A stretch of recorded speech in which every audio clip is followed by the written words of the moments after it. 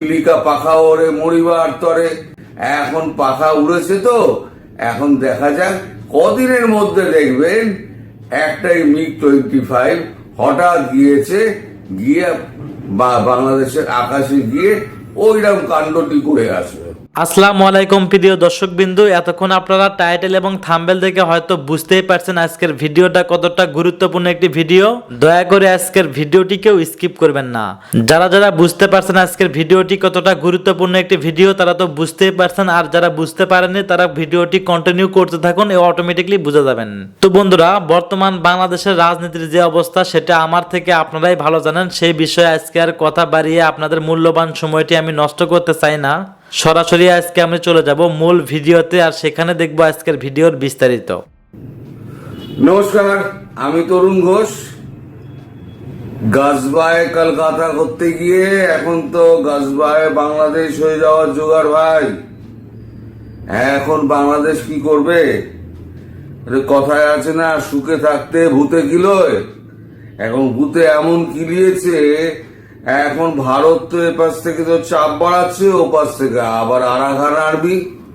এখন মধ্যিখানে পড়ে স্যান্ডউইচ হওয়ার জোগাড় হচ্ছে ইউনিসের, বাংলাদেশের ডক্টর ইউনিসের বাংলাদেশের সরকার।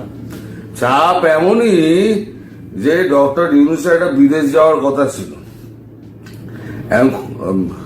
কাগজে যেটা বেরিয়েছে, ভারত দখল করবে কি বাংলাদেশকে বাঁচাতে বিদেশ ভ্রমণই না করে দিলেন ডক্টর ইউনূস। মানে এত ভয়। তাহলে এতই যখন ভয়, এইটুকু দেশ অর্থনৈতিক অবস্থা খারাপ, তাহলে পরে এই চুলকিয়ে ঘা করার কি দরকার ছিল? এই চুলকিয়ে ঘা করার কোনো দরকার ছিল? বরাবরই আমি বলেছি যে এই যে কলকাতা দখল করব, গাজবায় হিং করব, সেভেন সিস্টার নিয়ে নেব, এই যে হুঙ্কার গুলো, এই তো কাগজে কলমে হুঙ্কার। বাংলাদেশ হচ্ছে কাগজে বাঘ। আসল যখন সময় আসবে না, যখন কাজের সময় আসবে, তখন দেখবেন সব লেজ গুটিয়ে পালিয়ে গেছে। এসব কাগজে বাঘদের সব জানা আছে। এই যে এখন আরাকান আর্মি, তারা তো এখন তো আপনার একেবারে নাফ নদীর ওপারে চলে এসছে। নাফ নদীর ওপারে এসে তারা বলছে যে নাফ নদী আমাদের, এইখানে তোমরা কেউ আসবে না। গেলেই গুলি চালাচ্ছে। সেন্ট মার্টিন দ্বীপের সঙ্গে তাদের যোগাযোগ সম্পূর্ণ বাংলাদেশের বিচ্ছিন্ন। ওই পুরো সেন্ট মার্টিন দ্বীপটাও তারা দাবি করছে। আর বাংলাদেশ নাফ নদীর ওপারে যে অংশটা আছে, যেখানে চাষবাস হয়, বলছে ওই অংশটাও আমাদের। খুব শিগগিরই দেখবেন নাফ নদী পেরিয়ে আরাকান আর্মি দেখবেন বাংলাদেশে ঢুকে পড়বে কয়েকদিনের মধ্যে।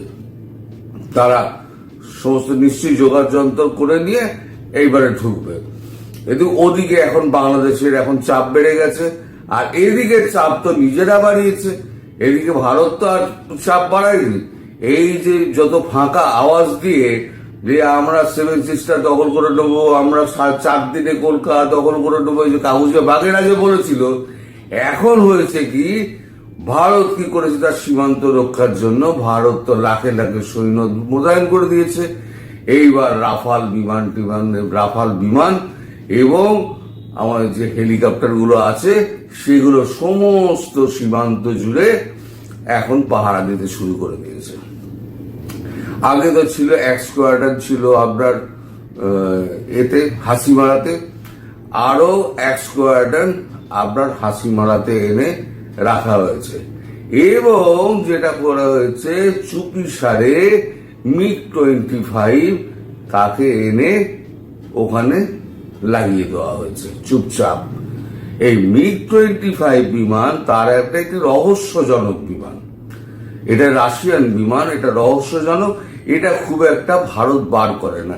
আর ভারতের কাছে যে সমরাস্ত্র আছে, ভারত কেন, সমস্ত দেশের কাছে যে সমস্ত সমরাস্ত্র রয়েছে, সেই সমরাস্ত্র কিন্তু পুরো দেখানো হয় না। কিছু কিছু লুকোনো জিনিস থাকে, সেই জিনিসগুলো কোনোদিন প্রকাশ করা হয় না, যুদ্ধক্ষেত্রে ব্যবহার করা হয়। সেই সমস্ত সমরাস্ত্রের মধ্যে একটা হচ্ছে এই MiG-25। এখন বাংলাদেশ তো বুঝতে পারছে না, বাংলাদেশে যে র্যাডার আছে সেই র্যাডারের ক্ষমতা হচ্ছে 50 কিলোমিটার, আর এই সমস্ত রাফাল টাফাল ওড়ে হচ্ছে 60,000 ফিট পর্যন্ত। আর MiG-25 যেটা আছে, MiG-25 ওড়ে 90,000 ফিট পর্যন্ত, যেখানে F-16 পর্যন্ত যেতে পারে না, এত দ্রুত গতি, সুপারসনিক।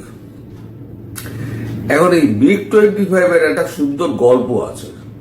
গল্পটা হচ্ছে 2019 সাল, সেটা একদম জুন মাসের, মানে প্রচন্ড গরম, সবাই পাকিস্তানে শুয়ে রয়েছে রাত্রিবেলায়, একদম চুপচাপ পাকিস্তান।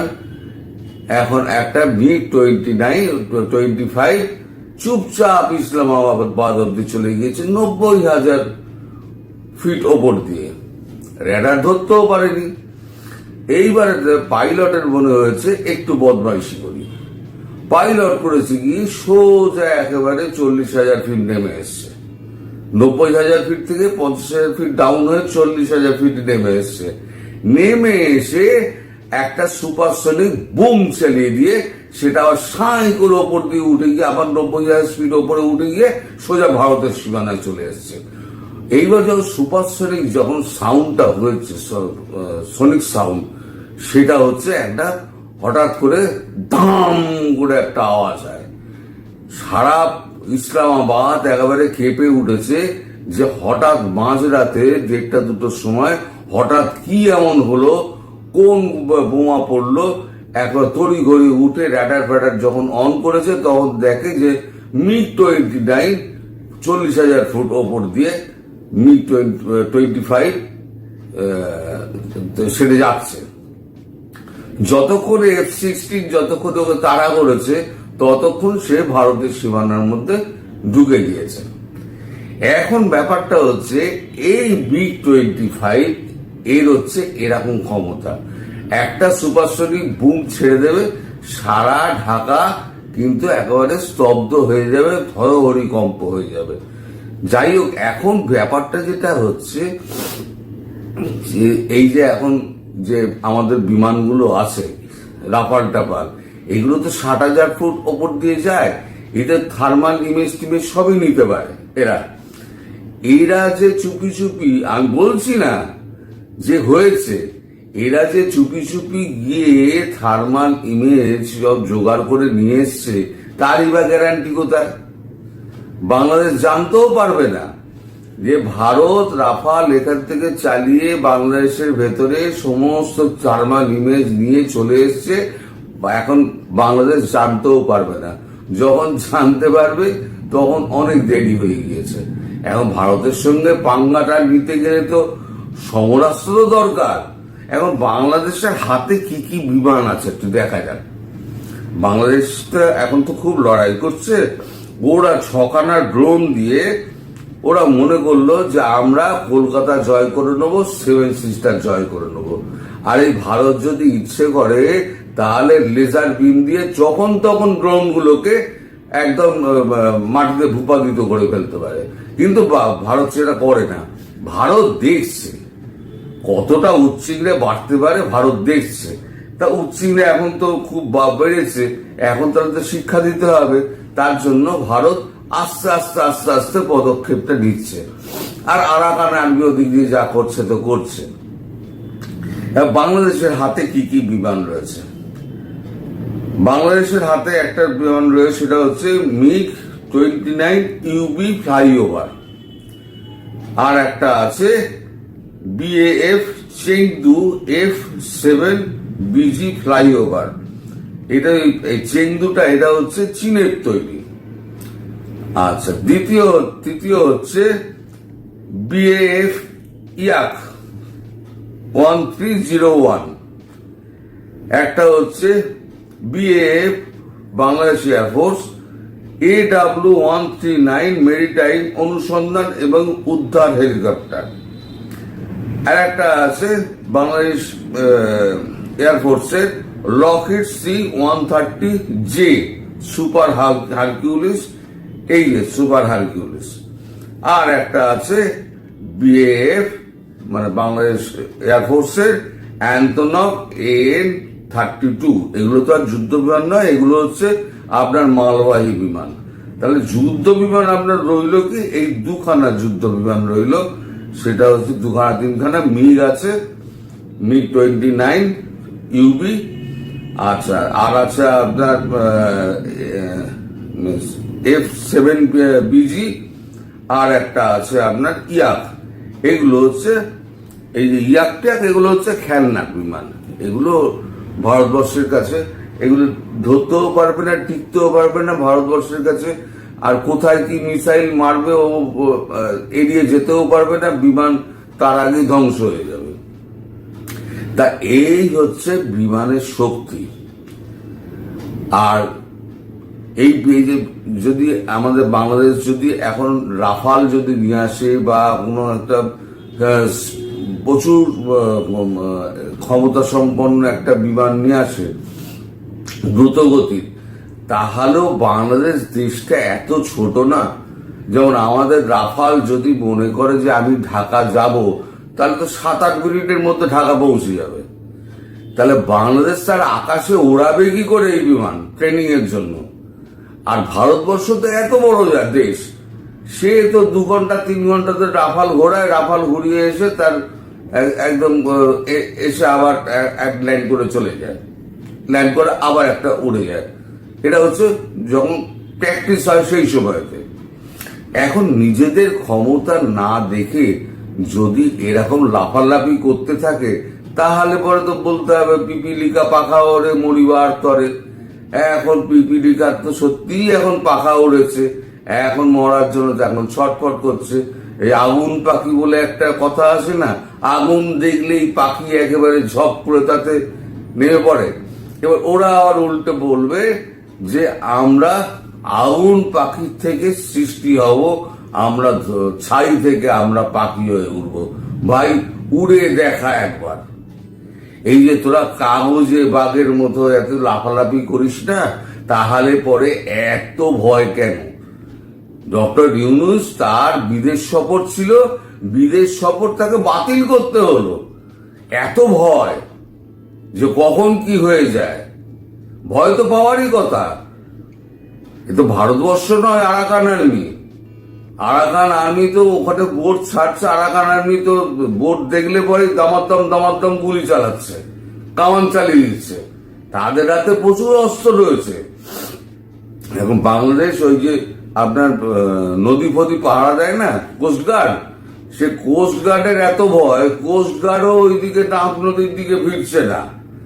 তা এই সৈন্যবাহিনী দিয়ে এরা কি ভারতের সঙ্গে যুদ্ধ করবে? এবার আপনারাই চিন্তা করুন, আমরাও ভাবি।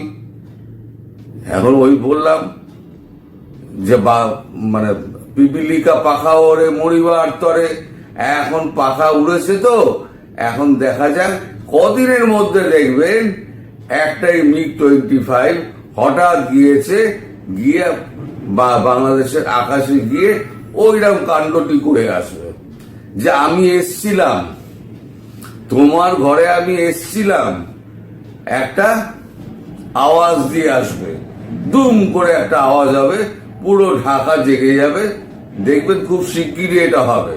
কারণ ভারত জানিয়ে দেবে যে ভারত কি করতে পারে ইচ্ছে করলে, কিন্তু ভারত করছে না। ভারত একটা শান্তি পূর্ণ দেশ এবং শান্তিকামী দেশ, তার জন্য ভারত কিছু করছে না। কিন্তু তার মানে এই নয় ভারতের পেছনে আংলি করলে ভারত তার জবাব দিতে পারে না।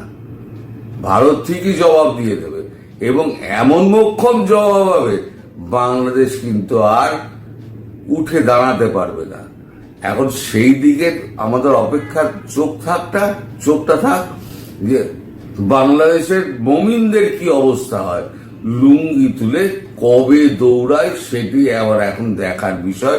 সবাই আপনারা অপেক্ষা করুন সেই দিনটার জন্য। সেই দিনটা খুব একটা বেশি দূরে নয়। আর এই যে হিন্দুদের উপর অত্যাচার করছে না, এই হিন্দুদের উপর অত্যাচার সব বন্ধ হয়ে যাবে। অ্যাকশনটা এখনো শুরু হয়নি, অ্যাকশনটা খুব শিগগির হবে। আমি হিন্দু ভাইদের বলবো আপনারা নিশ্চিন্ত থাকুন, ভারত এমন এমন ব্যবস্থা নিচ্ছে যে বাংলাদেশ বাপ বলার সময় পাবে না, নড়তেও পারবে না। আমি হিন্দুদের একদম পুরো আশ্বস্ত করছি, কালকে পার্লামেন্টে এই নিয়ে প্রচুর হইচই হয়েছে এবং অমিত শাহজি তিনি কিন্তু পার্লামেন্টে একটা স্টেটমেন্ট দিয়েছেন। ওই স্টেটমেন্টে এত রাত্রিবেলা উনি স্টেটমেন্ট দিয়েছেন, আমার আর দেখা হয়নি। আজকে কাগজে নিশ্চয়ই বেরোবে, আমি এটা সকালবেলা পড়ছি, অনেক সকালবেলাতে, কারণ একটু বেলার দিকে আমাদের এই ফ্ল্যাটে প্রচুর কাজকর্ম হয় এবং প্রচুর আওয়াজ হয়, যার জন্য আমি সকালবেলা এই ভিডিওটা করে রেখে দিচ্ছি যখন এইটুখানি চুপচাপ রয়েছে। আমি যদি দেখা যায় যে বিকেলের দিকে কোনো বড় খবর হচ্ছে, তাহলে পরে আমি নিশ্চয়ই পরে একটা ভিডিও করে আপনাদের সাম্প্রতিক অবস্থা জানিয়ে দেবো। ততক্ষণ পর্যন্ত আমি বিদায় নিচ্ছি। সবাই ভালো থাকবেন, সুস্থ থাকবেন এবং সাবধানে থাকবেন। ধন্যবাদ প্রিয় দর্শক বিন্দু, আমাদের ফুল ভিডিওটি দেখার জন্য আপনাকে জানাই অসংখ্য অসংখ্য ধন্যবাদ। তো বন্ধুরা, এতক্ষণ আপনারা যে ভিডিও ফুটেজগুলি দেখলেন, এই প্রত্যেকটা ভিডিও ফুটেজ বাংলাদেশের জন্য এতটাই গুরুত্বপূর্ণ ছিল যা আপনাদেরকে বলে বোঝানো যাবে না। অবশ্যই আপনারা বুঝতে পারছেন কতটা গুরুত্বপূর্ণ ভিডিও ছিল আজকের ভিডিওগুলো। যাই হোক বন্ধুরা, এমন নিত্য নতুন আপডেট খবর সবার আগে, এমন আপডেট খবর আপনি জানতে চাইলে অবশ্যই আমাদের এই পিচ্চি সাকিব ইউটিউব চ্যানেলটি সাবস্ক্রাইব করে নোটিফিকেশন বেল আইকনটি বাজিয়ে দিতে হবে। কারণ আপনারা যখনই এই চ্যানেলের নোটিফিকেশন বেল আইকনটি বাজিয়ে দেবেন, তখনই আমাদের ভিডিও সর্বপ্রথম আপনার কাছে চলে যাবে, আর তখনই আপনি জানতে পারবেন সবার আগে আপনারা একদম লেটেস্ট আপডেট খবরগুলো। যে খবরগুলো শুনলে আপনারা ইতিমধ্যে অবাক হয়ে যান, এমন চমৎকার চমৎকার খবর আমরা উপহার দিয়ে থাকি। যাই হোক বন্ধুরা, এমন নিত্য নতুন আপডেট খবর সবার আগে পেতে এখনই আমাদের এই পিচ্চি সাকিব ইউটিউব চ্যানেলটি সাবস্ক্রাইব করুন। আজকের ভিডিওতে আমার নিজস্ব কোনো কথা বলা হয়নি, যা কিছু দেখলেন, যা কিছু শুনলেন সবকিছু সোশ্যাল মিডিয়া থেকে সংগ্রহ করা। ধন্যবাদ।